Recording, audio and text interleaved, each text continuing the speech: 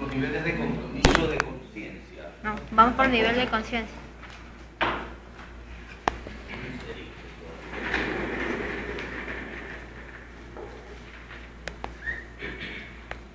Es importante conocer los mecanismos fisiológicos de la conciencia. Y decimos, el responsable de las funciones cerebrales superiores que hacen la inteligencia es la corteza cerebral. Acuérdense que podemos hacer un mapa, ¿no es cierto?, de localización. Decimos, por ejemplo, el área de lenguaje expresivo, área de Broca. Tercera circunvolución frontal en el hemisferio cerebral izquierdo, dominante, ¿no? El área de Wernicke, circunvolución temporal transversa anterior, a nivel de la circunvolución temporal superior, sitio donde los sonidos se vuelven conscientes, el área perceptiva del lenguaje. Área 18 y 19 de la lectoescritura. El centro de la gnosia de los dedos, que es la capacidad de reconocimiento de cada uno de los dedos de la mano. El centro del cálculo matemático. El centro de la lateralización, gracias a lo cual sabemos que somos diestros o somos zurdos. Eso es muy importante para poder desarrollar la capacidad de escritura y por lo tanto de lectura.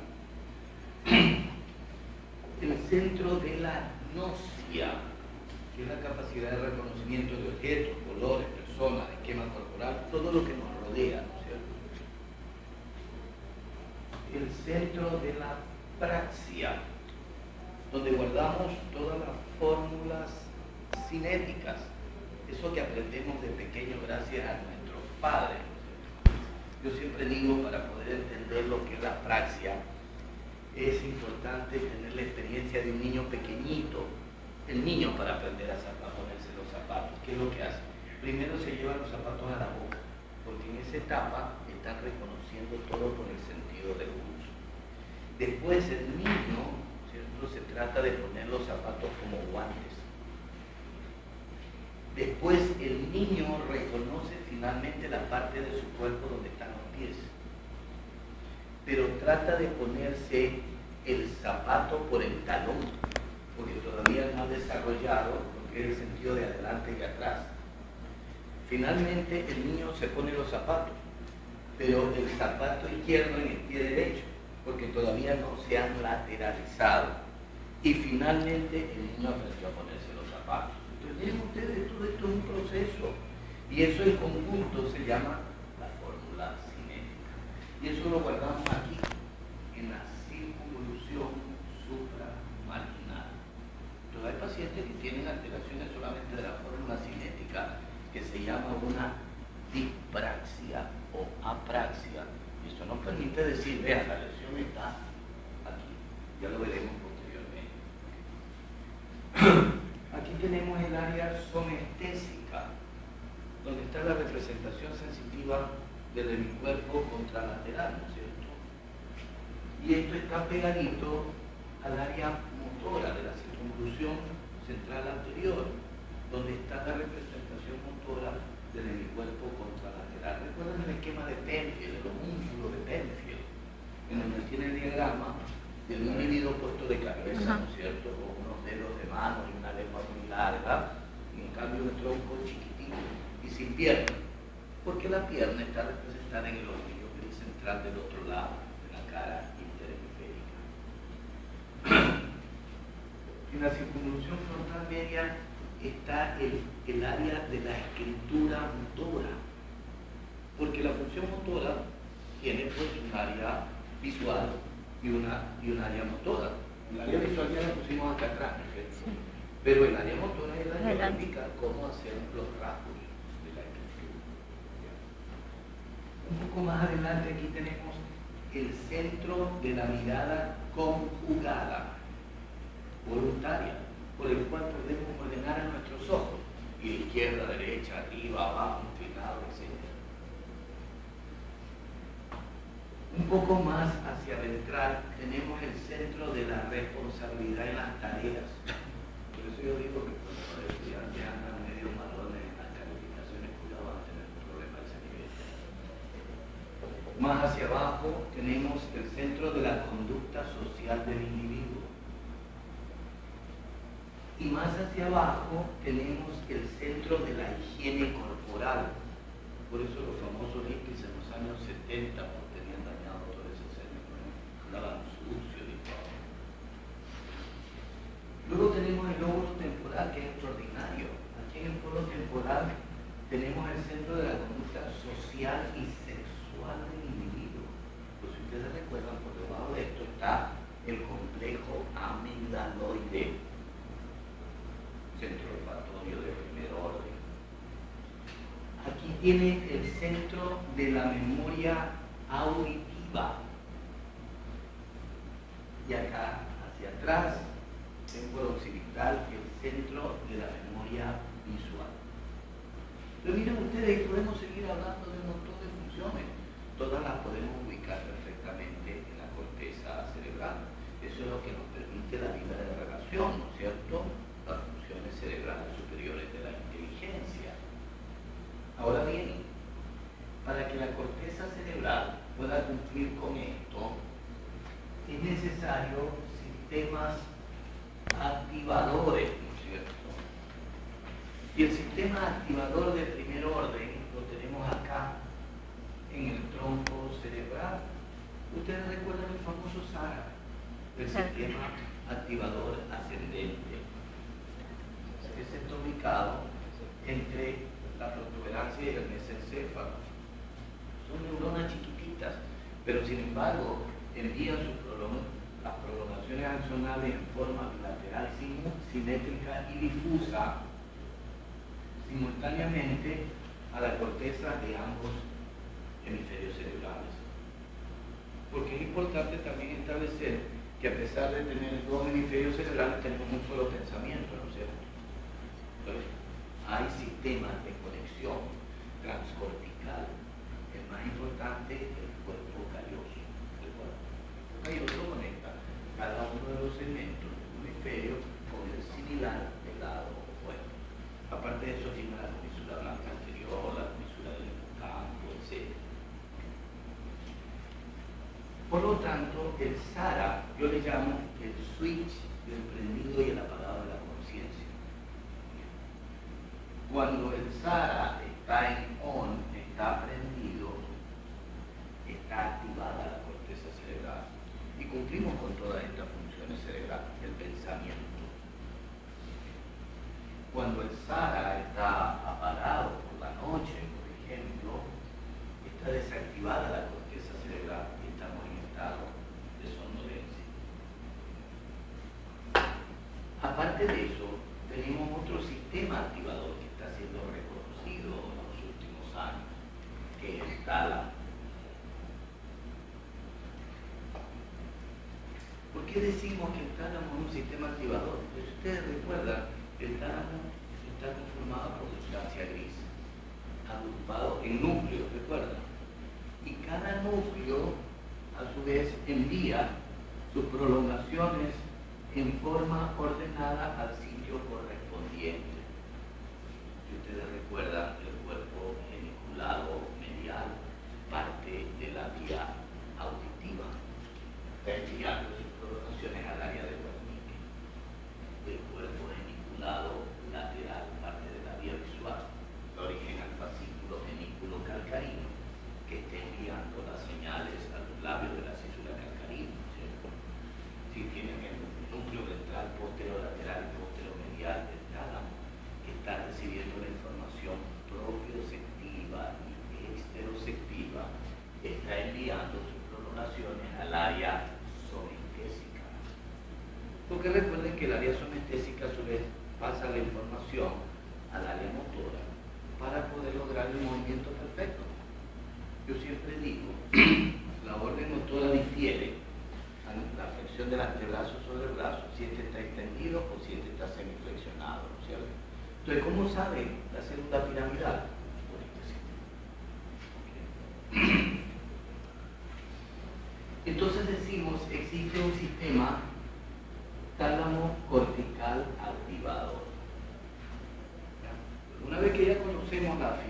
psicología. Entonces decimos, en cuanto a conciencia, ¿qué es lo que vamos a evaluar? ¿Qué es lo primerito que tenemos que evaluar en el test mental? ¿El paciente está consciente o está comprometido en su nivel de conciencia? Son las dos cosas, ¿no es cierto?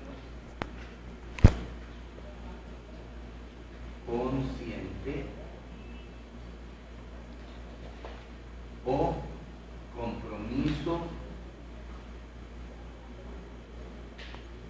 del nivel de conciencia. Si está consciente, debemos de determinar si está lúcido o si está confuso. ¿No es cierto? Porque el paciente puede estar consciente, pero está confuso. El estado confusional ya nos está indicando que hay un problema difuso. No nos sirve para focalizar, sino que es difuso. Por ejemplo, tóxico, metabólico, ¿no es cierto?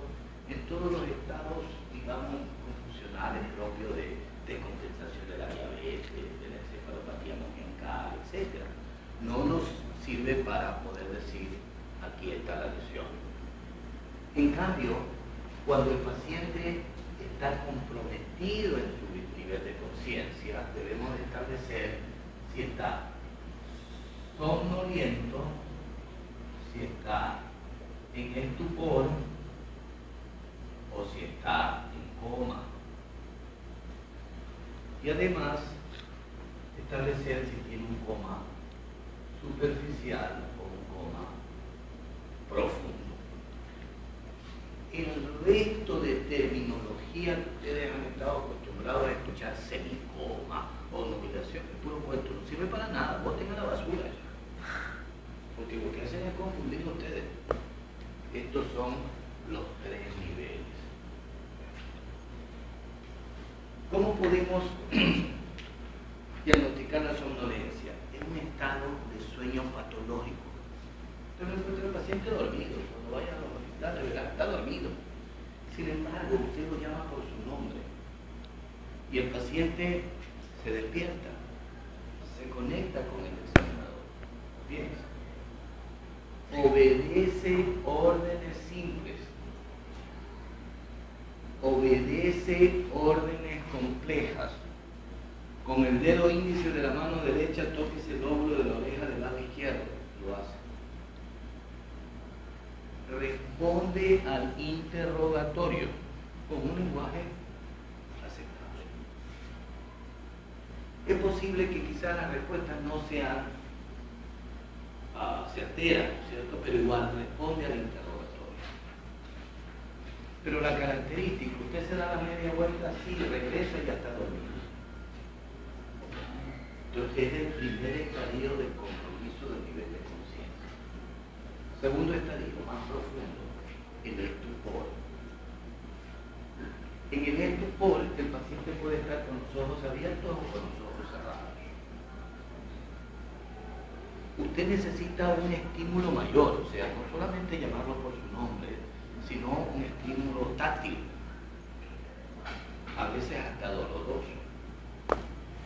Y tiene que hacerlo repetidamente para lograr que se conecte con el examinador y lo hace fugazmente. Segundo, y luego vuelve a su misma condición anterior. Lenguaje, no, tiene un lenguaje en género.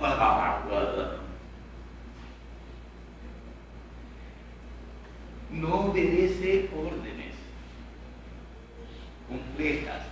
Las órdenes simples las puede obedecer, pero después de que usted insistió varias veces. Usted le coge el brazo, levante el brazo, deja caer, levante el brazo, lo deja. Después de 10 veces lo levanta un ratito y lo deja caer.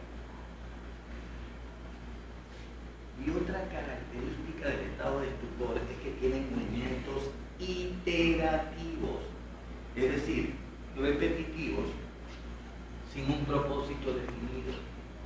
Como por ejemplo se pasan rascando la barriga, rascando la cabeza, tratando de sacarse la sonda, sea de arriba o la sonda de abajo.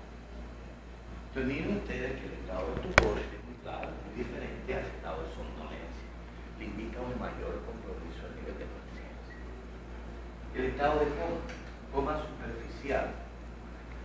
El paciente está echado allí. Usted no consigue nada llamándolo por su nombre, ni tampoco con un estímulo táctico cualquiera. Tiene que utilizar un estímulo doloroso, profundo, intenso. Lo más efectivo, el pinchazo de la planta del pie. Van a salir a los familiares porque esto lo quieren matar. ¿Qué está haciendo mi papá, mi mamá, mi esposa? Un solo pinchazo. Si el paciente no flexiona, quiere decir que tiene una pejía. Del otro lado lo hace y va a ver que sí lo flexiona. Los otros sitios para ejercer el estímulo doloroso es a nivel del agujero estilomastoideo. Presionen si va a ver que eso duele. Entonces, ¿qué es lo que hacen? Hacen una muestra del dolor. ¿Ya? La otra cosa es la presión sobre el lecho unguial. Aquí ven, así. Esto es doloroso. ¿Ya? O a veces hace el doble estímulo simultáneo. Hace esto aquí y acá el gran dorsal al mismo tiempo. Si no moviliza, quiere decir que tiene una mejilla del otro lado, si lo hace. En las extremidades inferiores también puede hacer la presión del lecho unguial o, como le decía, el pinchazo. Nada más, porque yo he visto barbaridades que hacen. Agarran el pezón y le dan la vuelta, a veces quedan con el pezón en la mano. Por Dios, ¿cómo van a hacer eso? Antes se hacía un estímulo a nivel de los testículos, puede provocar atumpado, ¿no? Son estos los estímulos que se hacen y nada más. ¿Ok? Muy bien. Entonces, ¿qué es lo que obtiene usted? Movimientos de retirada, ¿cierto? Por el dolor. ¿Qué más obtiene? Una taquipnea, acelera la frecuencia respiratoria, acelera la frecuencia cardíaca, puede aumentar un poquito la presión arterial. ¿Ya? Ese es el coma superficial. Pero pueden haber gemidos por el dolor. Nada más. El estado de coma profundo. El paciente está inerte allí. Da la impresión que estuviera muerto. No se mueve para nada. Usted ya no obtiene ninguna respuesta motora al estímulo. Como un paciente que está conectado, ¿no es cierto? Usted observa que lo que hace es acelerar la frecuencia cardíaca y la frecuencia respiratoria. Entonces, fíjense bien, esos son los compromisos del nivel de conciencia. Entonces, una vez que usted establece el compromiso del nivel de conciencia, pues ya dijimos el estado de confusión, que puede ser leve, moderado o severo, simplemente indica una cuestión difusa, que puede ser tos, infecciosa, metabólica, etc. En cambio, el compromiso del nivel de conciencia indica que hay una alteración de los mecanismos del despertar. Entonces puede haber un compromiso del nivel de conciencia, llamamos coma en general, de origen supratentorial o infratentorial.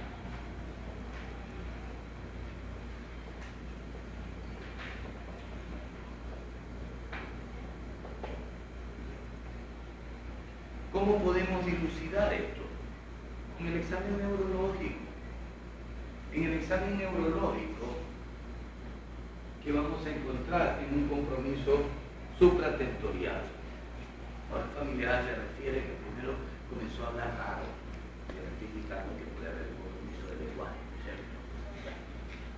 Pudo haber hecho un síndrome convulsivante focal, está indicando que la corteza cerebral no está. Tiene una parálisis directa, es decir, no hay un profesor de pares craneal. Ya está. Entonces usted dice la lesión es supratentorial, que es acá arriba. ¿En qué caso, por ejemplo? En un infarto hemisférico o de oclusión de la arteria cerebral media, que vamos a estudiar en circulación, la arteria cerebral media irriga las 2/3 partes de la cara dorsolateral del hemisferio, el 80% del hemisferio cerebral. Entonces la oclusión, imagínense, del tronco produce un infarto hemisférico. Y el infarto hemisférico provoca mucho edema cerebral. Y el edema cerebral hace que las estructuras del cerebro se comiencen a desplazar. Y esas son las hernias que ustedes habrán escuchado. Entonces acá arriba puede haber una hernia transfacial, o sea, la fuerza de presión es transversal Entonces el hemisferio cerebral destruido se comienza a desplazar hacia el lado opuesto, por debajo del lado del cerebro. Y aprieta el otro lado, ¿no es cierto? Lo desplaza y el otro lado pues no tiene a dónde irse, porque se encuentra con la pared craneal del otro lado. Entonces se anula la corteza cerebral y por eso tiene el estado de coma, perdón. Ya está. Entonces, se entiende, ¿no es cierto? La causa del estado de coma es supratentorial. Un accidente automovilístico, una contusión cerebral, haya destruido el lóbulo parietal o el lóbulo frontal y va a producir mucho edema cerebral, anula la conciencia de un lado y presiona el otro lado. Bien. En estado de coma de origen infratentorial. Igual el paciente está en estado de coma. Pero en el examen semiológico ustedes encuentran signos de tronco cerebral. Pues además el familiar le dijo, primero, estaba bien y le dio un vértigo. Desequilibrio, se cayó y ya está en estado de coma. ¿Qué le indica a usted?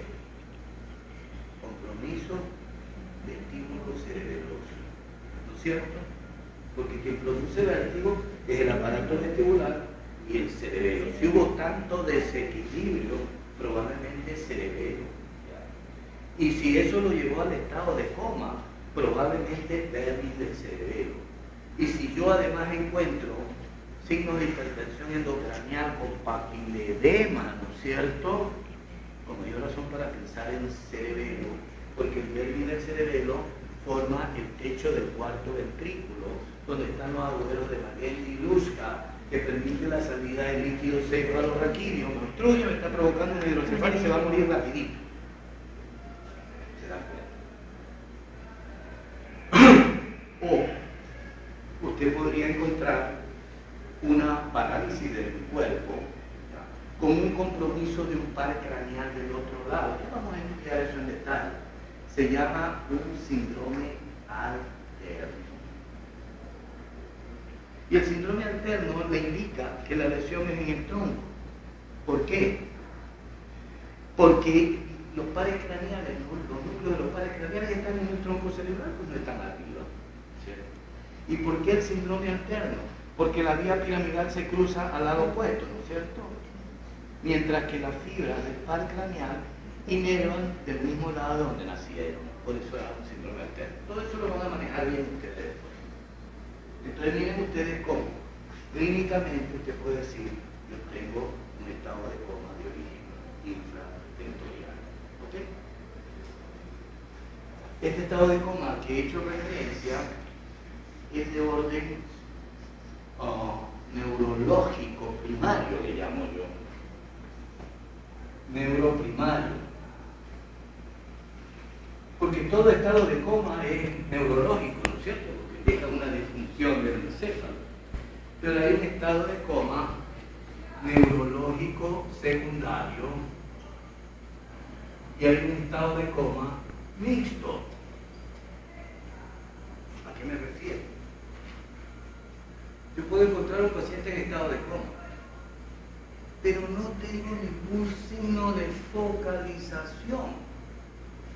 No hay un déficit neurológico, sea de vías largas o de pares craneales, pero está en estado de coma.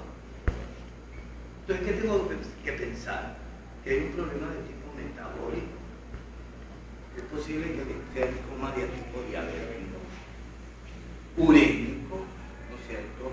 Una tormenta tiroidea, una encefalopatía amoniacal. Tengo la obligación de investigar. ¿Se dan cuenta? Y mixto. Bueno, tengo signos de focalización, pero investigo y el paciente es diabético. Probablemente tengo una descompensación diabética que me llevó a la oclusión del vaso sanguíneo y me provocó un infarto cerebral. Entonces tengo que tratar las dos cosas. ¿Sí? ¿Sí está claro? ¿Verdad? Eso es importantísimo para poder dilucidar primero la conciencia. Por ahí tienen que comenzar. ¿Ya? No entendí esa parte, porque en ambas dijo que era algo metabólico. En la primera dijo que con signos sin focalización y con signos con focalización. Claro, eso indica que hay una lesión neurológica. Ya. En la parte metabólica está en estado de coma, pero no hay signos de focalización, no hay hemiplegia, no hay midriasis, no hay papiledema, no hay nada, pero está en estado de coma. Entonces pienso que es metabólico. Ya. Pero puedo tener otro caso de un paciente que tenga un coma neurológico, pero entre los antecedentes, pues yo ya le hice la historia clínica, acuérdense que la historia clínica es importante, es diabético, hipertenso, tiene una arritmia cardíaca, entonces tengo que pensar que probablemente haya un compromiso mixto, neurológico primario más algo metabólico, a eso me refiero. Inclusive yo hice un trabajo en el hospital Guayaquil donde laboraba, tomé 64 casos de pacientes que me llamaron a valorar por estado de coma. Lo hice quedar muy mal a los intensivistas en ese entonces, porque yo presenté eso en una jornada médica. Y resulta que aproximadamente el 60% de los pacientes en estado de coma eran secundarios. Yo diagnosticando neurólogo un problema cetoacidótico, una tormenta tiroidea, una encefalopatía amoniacal, cuando eso tenía que haber diagnosticado los intensivistas. Y el 40% de estos, el 20% tenía un coma neurológico primario, solamente el 20%, donde encontré todas estas hemorragias, infartos cerebrales, contusiones, etc. Y el otro 20% era mucho. Eso más o menos para que ustedes tengan una idea de la frecuencia con que se presenta. Pues por eso un paciente en estado de coma tiene que ser evaluado en detalle para poder establecer si hay signos o no neurológicos. Claro, mucha gente dirá, bueno, una tomografía me saca del problema. Pero una tomografía en estadios iniciales no le puede dar nada. Aparentemente normal. Y si tiene un infarto cerebral, o sea, si usted no examinó, está perdido en el tiempo y en el espacio. Porque la tomografía, la imagen hipodensa típica, puede demorarse en aparecer 3, 5, hasta 7 días. ¿Se dan cuenta? Okay. Entonces, es muy importante la parte clínica. ¿Alguna pregunta? Bueno, entonces luego de establecer esto, o sea, es muy importante establecer el nivel de conciencia para poderle dar valor a las alteraciones del resto de las funciones cerebrales superiores.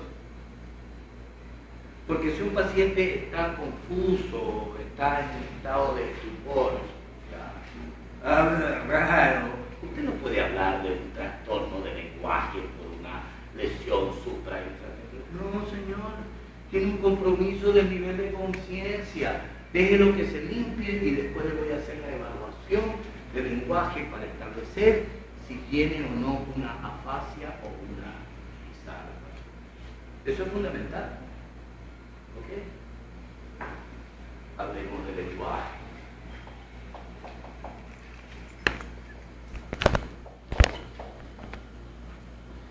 Para poder evaluar el lenguaje, primero tenemos que establecer si el paciente es diestro o si es zurdo. Por el hemisferio dominante, ¿no es cierto? Ya. Luego, tenemos que establecer una diferencia en las alteraciones del lenguaje si el paciente tiene una afasia o tiene una disartria. Esto que parece tan sencillo, cada vez y cuando, pobrecito el residente, le mandan por favor investigar, tiene una disartria y tenía una afasia, es decir, pobrecito, no tiene que ver nada, ignorante completo. Porque son dos mundos diferentes. Cuando usted habla de una disartria, significa que tiene una lesión en la una afasia en la corteza cerebral. Y si usted habla de disartria, quiere decir que tiene una lesión en cualquier parte del sistema nervioso. Tiene una lesión en el aparato respiratorio, en el tubo digestivo. Todos ellos intervienen en lo que es el mecanismo de la fonación. Entonces son dos mundos diferentes. ¿Okay? ¿Cuáles son las características de la afasia expresiva? Lesión cortical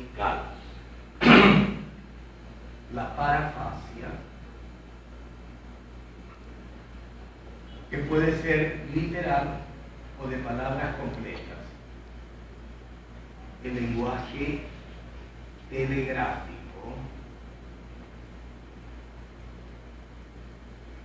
el fenómeno de agramatismo y la germonofasia. Esas son las 4 características. No es que obligatoriamente tiene que tener las 4 características del paciente, como una que tenga el paciente, pero tiene que buscar esto, que es la parafasia. Cambian una letra por otra. En lugar de decir mesa, dicen masa. Lo que no sabe es una tontería, sí, una tontería. Usted le dice, ¿cómo se llama esto? Y el paciente le da vuelta y le dice, mire, esto sirve para escribir en la pizarra. Ya está. Está cambiando todo, se está tratando de explicar, pero tiene palabras completas. Lenguaje telegráfico, esto es lo más común. Yo siempre pescaba a los residentes cuando me presentaban los pacientes y les decía, ¿y cómo está el paciente? ¿Cómo está desde el punto de vista del lenguaje? Está perfecto, doctor. ¿Así? A ver, interróguelo. Fulanito, ¿cómo pasó la noche? Bien. ¿Te duele la cabeza? No. ¿Tomó desayuno? Sí.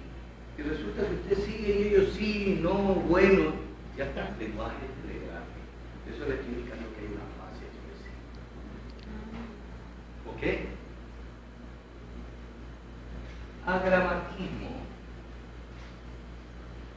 Se olvidan de cómo utilizar los artículos, los adjetivos, las preposiciones, el tiempo de los verbos, etc.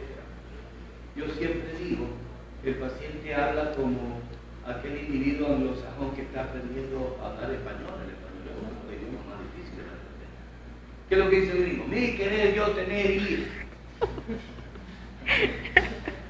Ese es el fenómeno de agramatismo. Y cuando ya está totalmente alterado el lenguaje, yo digo siempre que es el lenguaje de la gente joven, ahora lo menos que andamos con marihuana y coca aquí. O sea, una serie de sonidos, a veces parte de una palabra que juntan con otra palabra y otro, ¿no es cierto? Y hacen una jerga. Ya está. Entonces, cuando evalúe a un paciente que está consciente, que está lúcido, y encuentran alguna de estas alteraciones, ustedes diagnostican afasia. Y eso está diciendo que tiene una lesión aquí en el área de boca. Por eso le digo la importancia de la semiología. En cambio, en la disartria, usted tiene una alteración de la articulación de la palabra, de la entonación y de la melodía.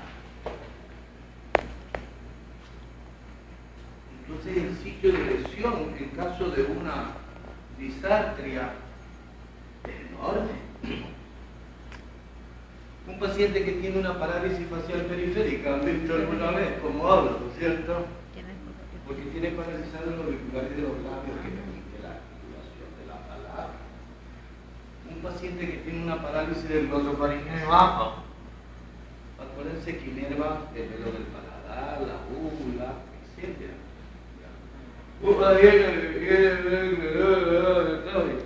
Una esclerosis lateral amiotrófica que se caracteriza por la atrofia de la lengua. Tiene una disartria. Un paciente que tiene una fibrosis pulmonar, un enfisema pulmonar que está hiperinsuflado, tiene una disartria. Un paciente que llega a la emergencia con una herida cortopunzante en el abdomen, tiene una disartria. ¿Se dan cuenta? Entonces, cuando encuentren ustedes una alteración de esto, ustedes están autorizados para hablar de disartria, ¿no es cierto? Y especificar y hacer el resto del examen semiológico para decir la lesión está a nivel, digamos, del cuarto ventrículo, ¿no es cierto? Donde está el núcleo del glosofaringeo, el vago, etcétera, ¿no es concepto de núcleo ambiguo, por ejemplo. Entonación y melodía, lo ven ustedes, por ejemplo, en la enfermedad de Parkinson. En la enfermedad de Parkinson, que se caracteriza por la hipertonía. Entonces el paciente comienza a hablar lento, y hay un momento en que usted ya no entiende lo que se dice. Uno tiene que acercarse mucho para tratar de entender. ¿Se dan cuenta? Entonces son dos mundos diferentes. Por eso les decía, tienen que aprender a diferenciar uno de otro. ¿Alguna pregunta? Seguimos. Expertos en semiología. Bueno, después vamos a estudiar el juicio. Se dice que el juicio tiene su localización en el lóbulo frontal y en el lóbulo temporal. Para eso le planteamos al paciente situaciones de emergencia. Yo siempre digo, una de las pruebas, se despierta en la madrugada usted con sed, va a la cocina de su casa a tomar un vaso de agua y observa a través de la ventana que hay un incendio en la casa de al lado. ¿Qué haría? El orgánico cerebral dice, ah no, pues yo me cambiaría de ropa y saldría corriendo a buscar a los bomberos, ya se chamucaron. Cuando lo lógico es hacer bulla, prender las luces, despertar a todo el mundo, etc. Ya está. Entonces el paciente tiende, digamos, a concretizar, hacer las cosas de esa manera. Luego podemos estudiar la memoria. Recuerden que hay dos tipos de memoria. Una memoria de fijación y una memoria de evocación, ¿cierto?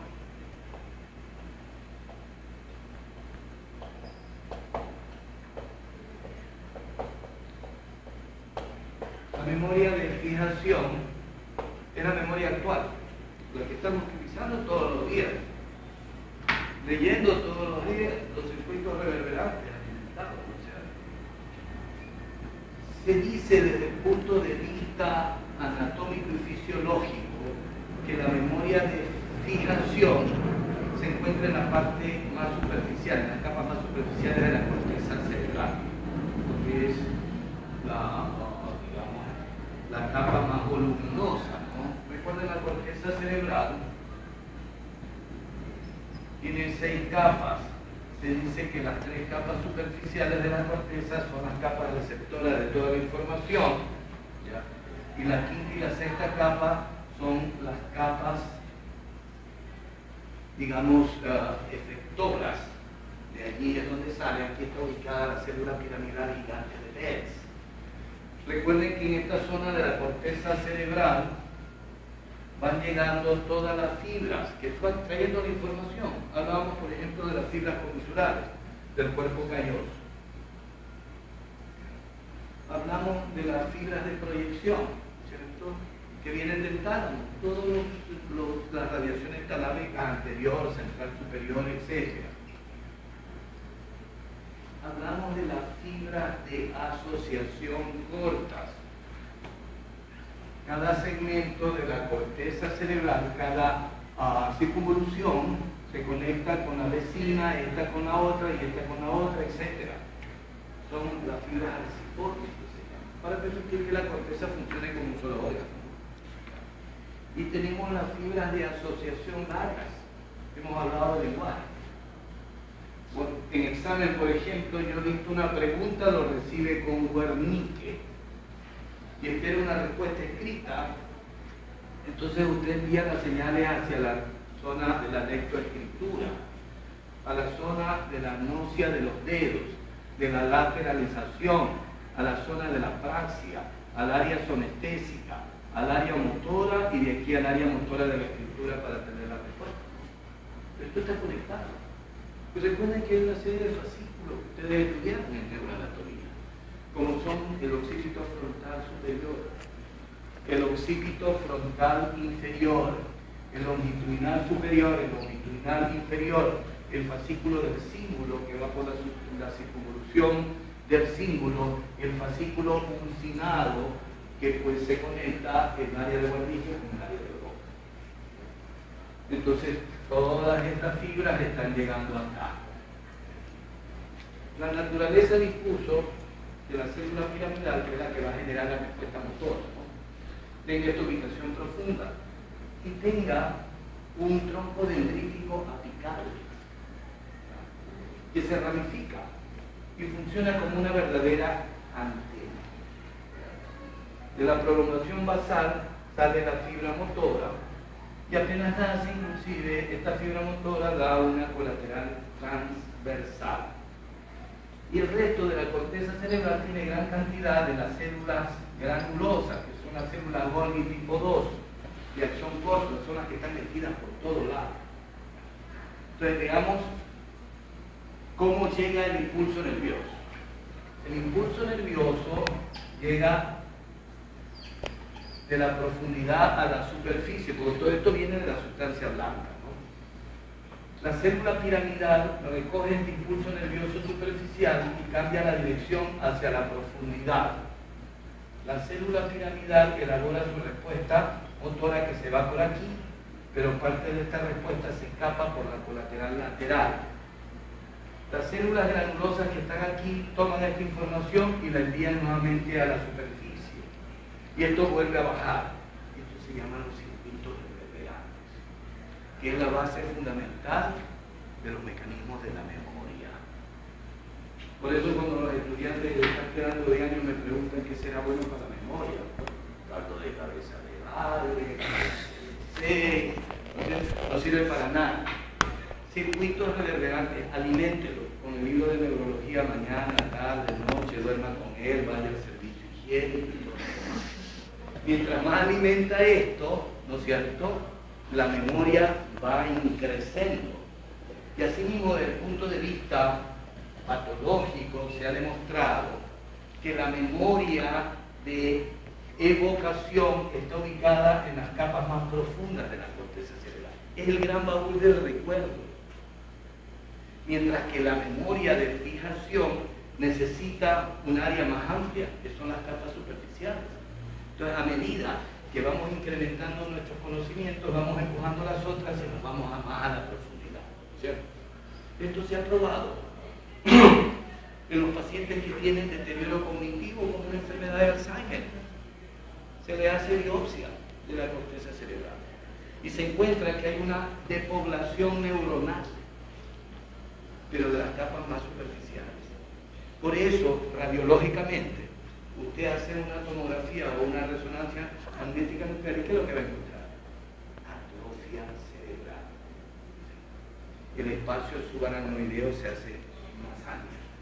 Los surcos corticales también se amplían, porque el tejido cerebral se va reduciendo. ¿Ok? ¿Cómo evalúa la memoria? Bueno, la memoria de evocación ya la evaluó. Acuérdense que se demoraron como 2 horas haciendo la anamnesis, ¿no? Preguntaron el nombre, la edad, dónde nació, dónde vive, casado, no casado, preguntado, hijos, nombre de los hijos, dónde estuvieron, ¿sí? Eso es la memoria de evocación. Y en la memoria de fijación se utilizan una serie de tests, como por ejemplo el test de los días de la semana. A ver, dígame los días de la semana de lunes a domingo. Lunes, martes, miércoles, jueves. Muy bien. Ahora hágalos al revés. Al revés es más difícil y se equivoca. Domingo, lunes, miércoles, jueves. Ahí peca de las pequeñas alteraciones de la memoria. O si no le hace el test de dígitos.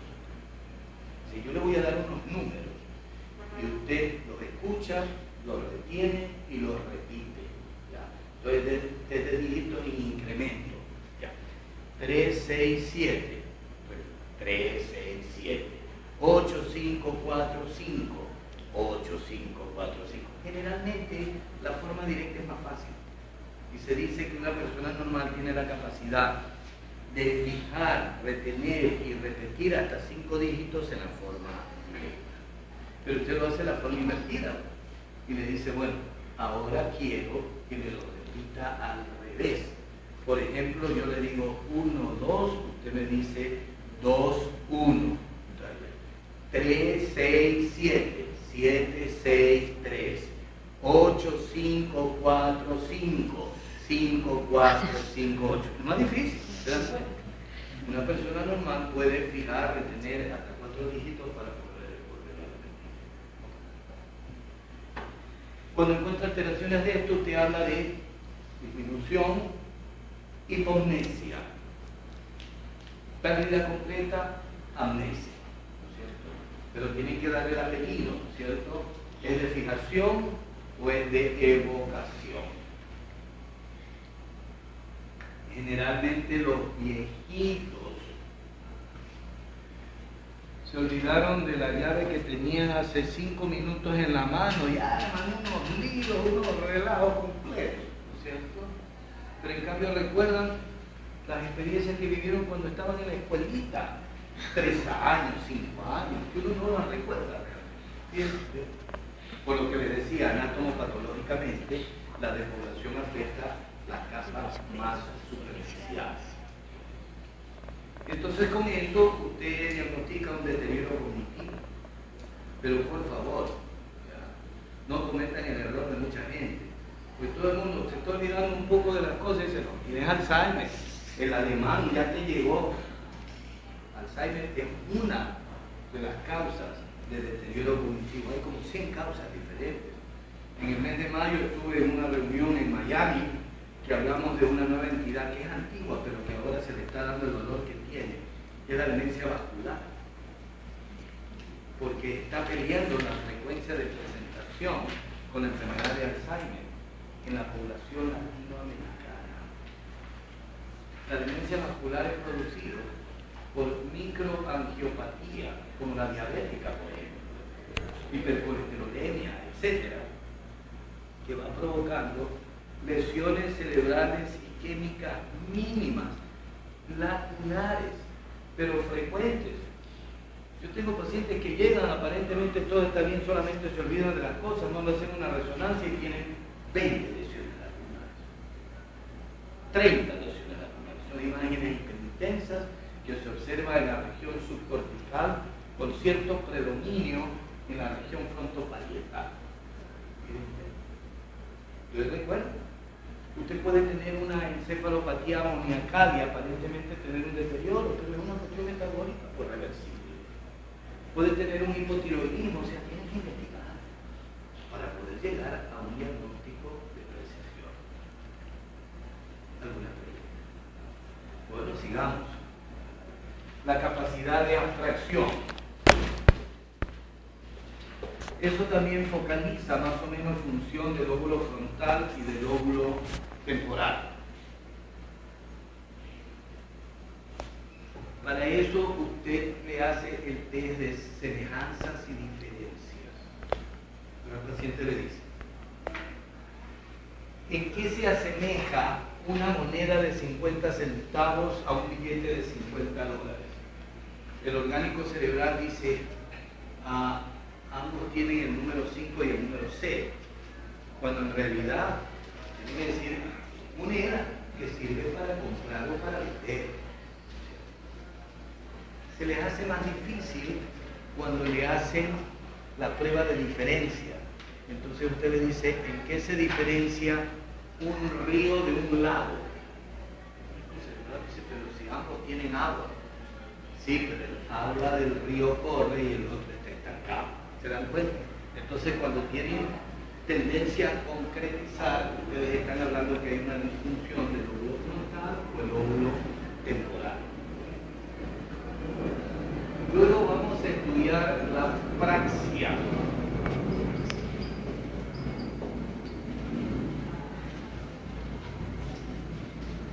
La praxia es la capacidad, ¿no es cierto?, de inducir la fórmula cinética para realizar un movimiento con propósitos. Generalmente, ¿qué es lo que hacemos? Yo le doy una cajetilla de cigarrillos, una caja de fósforo al paciente y le digo, fume. El paciente le da la vuelta un rato, lo mira, lo vuelve, finalmente termina poniéndose la cajetilla de cigarrillos en la boca y la caja de fósforo con lo que quiere hacer. Y entonces se le pregunta, ¿pero qué le pasa? ¿Por qué no fuma? Dice, doctor, ese es el gran problema que yo tengo. Yo sé lo que debo hacer, pero parece que hay una desconexión entre mi cerebro y mis manos, mi cuerpo, el resto del cuerpo no me obedece. A ver, ¿cómo es eso? Cuénteme teóricamente qué es lo que tiene que hacer. Dice, vean, usted me dio dos cajas, una caja de fósforo y una cajetilla de cigarrillos. Tengo que identificar la cajetilla de cigarrillos.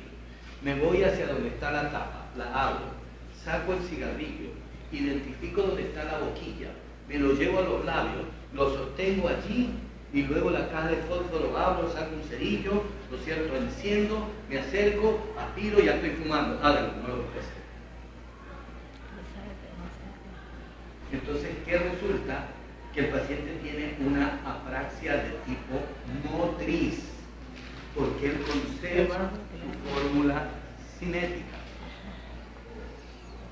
En cambio, el paciente igual le da la caja de fósforo, la cajetilla de cigarrillos, peores, se quiere hasta comer la cajetilla de cigarrillos y toda la cuestión. Entonces le pregunta, pero ¿y por qué no fuma? No sé.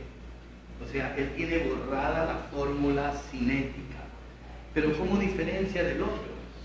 Si es una persona que ha estado acostumbrada a fumar, usted le deja la cajetilla de cigarrillo y la caja de fósforo allí, y en el momento que él tiene deseos de, en forma refleja, lo hace perfecto. ¿Qué le parece? Esa se llama una apraxia de tipo ideatoria. Entonces, cuando encuentran un paciente, antiguamente, miren, ideatoria, porque no tiene la fórmula cinética. Antiguamente, que no se conocía esto, ¿qué se pensaba? Ah, no, ese gallo está más loco que una cabra, pues guárdelo en el psiquiátrico. Y claro, se guardaron un montón de gente en el psiquiátrico que tenía tumores cerebrales, quistes, coágulos en el cerebro, etc. Así es. Entonces ahora ustedes saben que eso está apuntando aquí, a la circunvolución supramarginal y vertebral. Estúdielo y va a ver que usted va a encontrar una lesión orgánica. La náusea. Usted le pregunta primero las partes del cuerpo, como los niños. Muéstreme el ojo, muéstreme la nariz, muéstreme el lóbulo de la oreja, la rodilla, el pie, etc. Y de una vez aprovecha para hacer lateralización, lo que les decía. Con el dedo índice de la mano derecha toques el lóbulo de la oreja de la mano izquierda. Entonces está evaluando la corposa. Las alteraciones son la agnosia.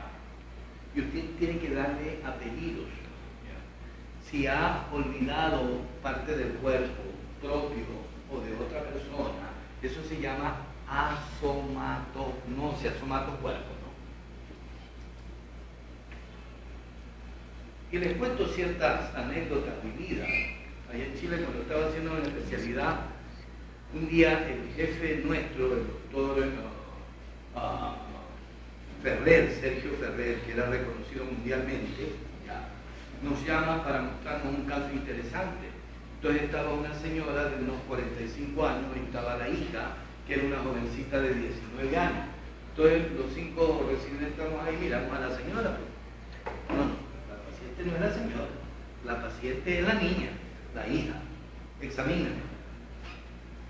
Examinamos fuerza muscular, feo, todo perfecto. Nos mirábamos entre los residentes, como el doctor ya tenía como 60 y tantos años, pobrecito, ya se está deteriorando. Pero como nos vio la cara, porque eso es lo que piensa, todos los jóvenes son así. Entonces quiso salir a la chica de la oficina y entonces usábamos mandil largo. A la señora se le facilitó un mandil y nos puso en fila, la señora en medio.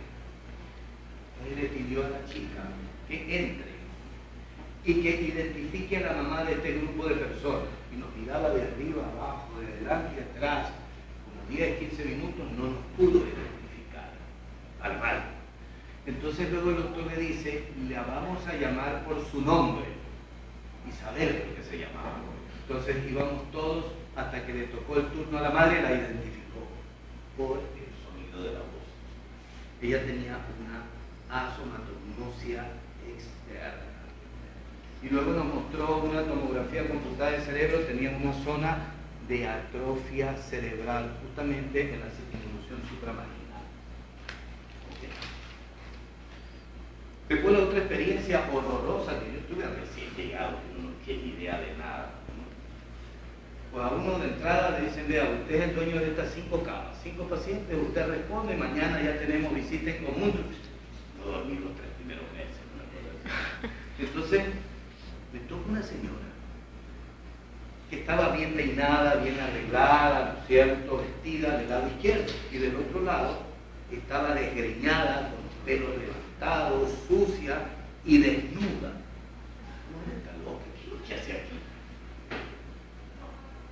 Ella tenía una asomatognosia interna, había aumentado la mitad derecha de su cuerpo debido a un tumor, a un rioma del lóbulo parietal.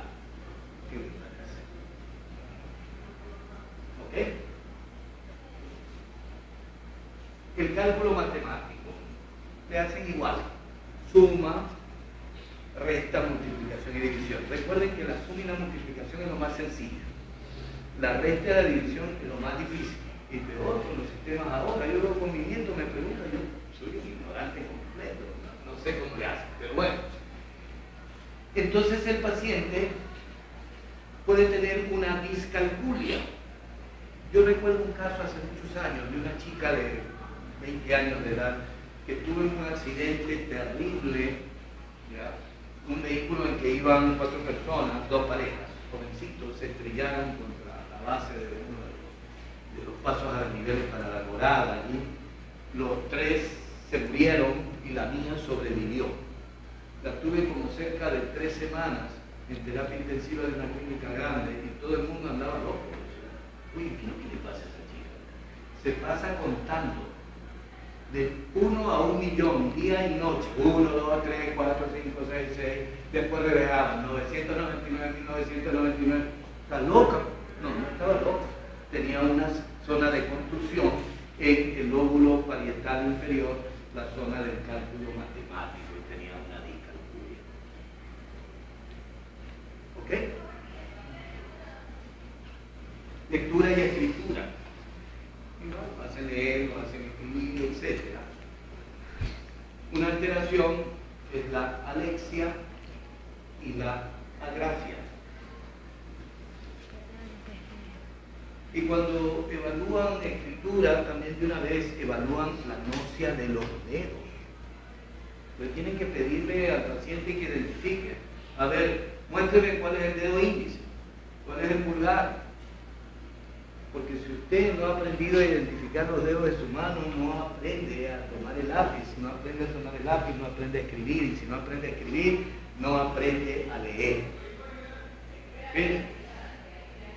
Con cierta frecuencia se ven casos. Llega la madre con su chico de 10 años y dice, doctor, no sabemos qué es lo que pasa con este niño. Dice, no pasa de primer grado. Es increíble.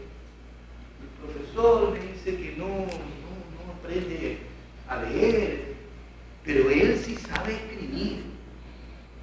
Yo digo, señora, no puede ser, porque las dos funciones van de la mano. Si usted no sabe leer, ¿cómo puede saber que lo que ha escrito está correcto o no? No, me dice, yo le voy a probar, doctor. Présteme una hoja. Entonces la señora le pone una oración y el chico lo hace idéntico. Le digo, él no está escribiendo, él está dibujando.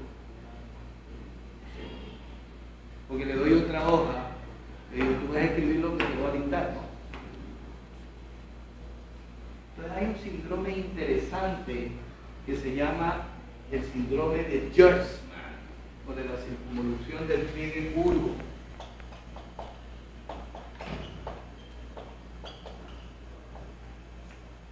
Que se caracteriza por alexia, no lee, agrafia, no escribe, agnosia de los dedos, no identifica los dedos de la mano, confusión derecha-izquierda, no sabe cuál es el lado derecho y cuál es el lado izquierdo,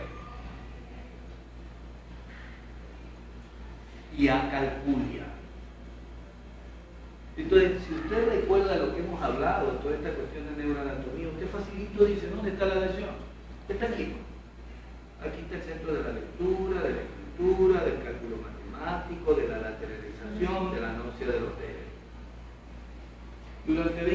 yo fui asesor, digamos, de INFA, y siempre me mandaban a los pacientes que tenían problemas del aprendizaje para que yo les haga la valoración neurológica.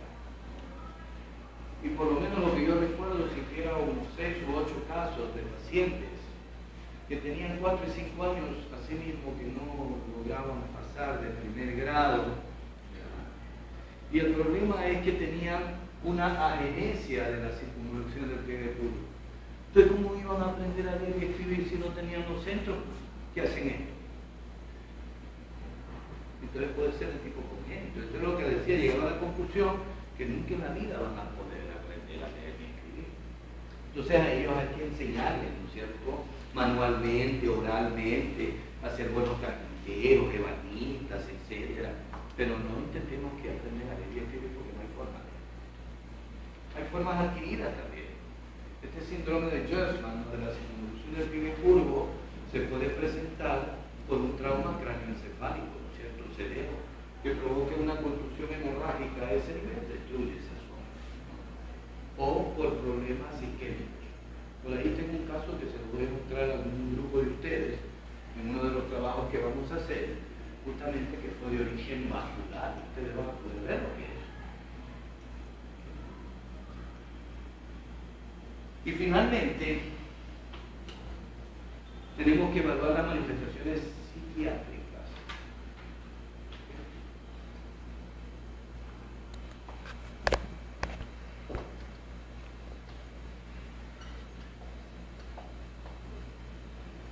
Tan importante es la anamnesis, los antecedentes patológicos personales.